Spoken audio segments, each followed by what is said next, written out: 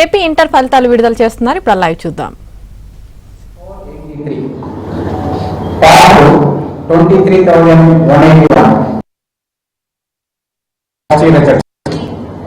అదేవిధంగా secondary results 32,339 appear pass 23,071%. ఇవి vocational సంబంధించిన పర్సంటేజ్. అదేవిధంగా ఈ సంవత్సరం జరిగినటువంటి వాల్యుయేషన్లో ముఖ్యంగా ఇంటర్మీడియట్ బోర్డు నుంచి కొన్ని మార్పులు చేయడం జరిగింది. ప్రాక్టీస్ మార్క్స్ అన్నింటిలో కూడా ఇంతకుముందు ఓఎంఆర్ షీట్స్లో ఉండేవి, ఇప్పుడు అన్నీ కూడా ఆన్లైన్లో పోస్ట్ చేయడం జరిగింది. అదే ప్రాసెస్లో క్యాంప్ వాల్యుయేషన్లో కూడా పేపర్ కరెక్షన్ చేసిన తర్వాత మొత్తం కూడా 26 డిస్ట్రిక్ట్స్లో ఈ సంవత్సరం ఎగ్జామినేషన్స్ కండక్ట్ చేయడం జరిగింది.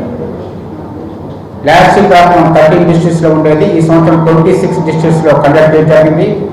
క్యాంప్ ఈ 25 డిస్ట్రిక్ట్స్లో డీసెంట్రలైజేషన్ భాగంగా వాల్యుయేషన్ తర్వాత జరిగిన ప్రక్రియలో అక్కడ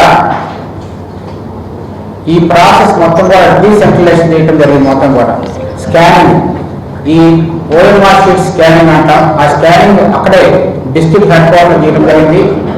ఎందుకంటే ఏదైనా మిస్టేక్స్ ఉన్నప్పుడు, మిస్ మ్యాచెస్ ఉన్నప్పుడు అదే డిస్ట్రిక్ట్లో అదే రోజు సాయంత్రం చేయడం వల్ల టైం చాలా తక్కువ తీసుకుంది.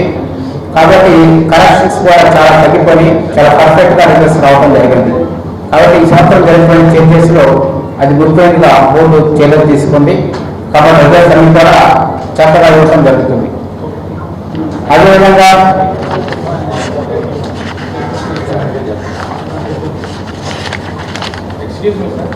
అది ఆడియో అది ఆపేది సార్, వస్తుంది మా లోగాలు ఉన్నాయి కాబట్టి అది తీసుకుని దాడి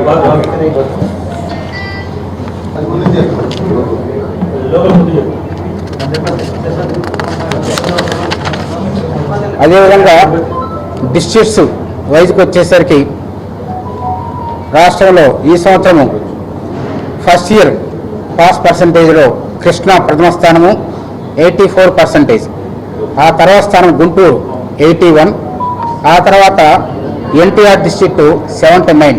ఇది ఫస్ట్ ఇయర్ రిజల్ట్స్కి వచ్చేసరికి. అదేవిధంగా సెకండ్ ఇయర్ రిజల్ట్స్కి వచ్చేసరికి 90%తో కృష్ణా ఫస్ట్లో ఉంది, 90%.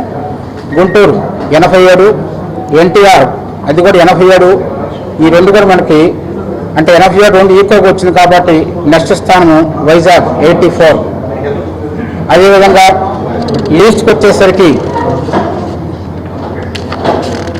ఫస్ట్ ఇయర్లో ఏఎస్ఆర్ డిస్ట్రిక్ట్ 48, సెకండ్ ఇయర్లో చిత్తూరు 63. ఇది సంవత్సరము రిజల్ట్స్ మొత్తం కూడా.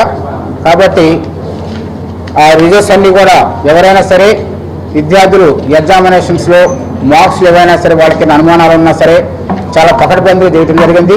ఇంకా ఏవైనా వాళ్ళ మార్క్స్కైనా వాంటింగ్ కావాలనుకుంటే రేపు 18వ తారీఖు నుంచి వాళ్ళు ఫీజు పే చేయడం జరుగుతుంది.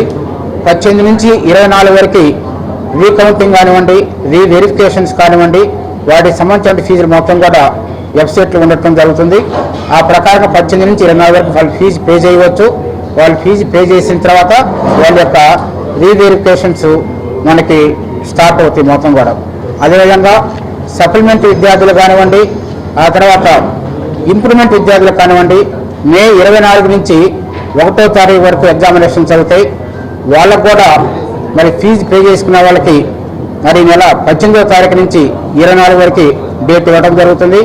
వీటికి సంబంధించిన అన్ని వివరాలు కూడా కాలేజీ యొక్క వెబ్సైట్స్ జ్ఞానభూమి వెబ్సైట్స్లో పొందుపరచడం జరుగుతుంది. మీకు కూడా వాట్సాప్ గ్రూప్లో షేర్ చేయడం కూడా జరుగుతుంది. ఇవి ఈ సంవత్సరము సప్లిమెంట్ ఎగ్జామ్స్ టైం టేబుల్ కూడా ఇస్తున్నాము. అటువంటి యొక్క ఫీజు వివరాలు ఎంత పే చేయాల్సిన మొత్తం కూడా అన్ని వెబ్సైట్లను అన్ని న్యూస్ మీడియా మొత్తంలో కూడా పబ్లిష్ చేయడం జరుగుతుంది. గౌరవ సెక్రటరీ గారు సౌరభ్ గారు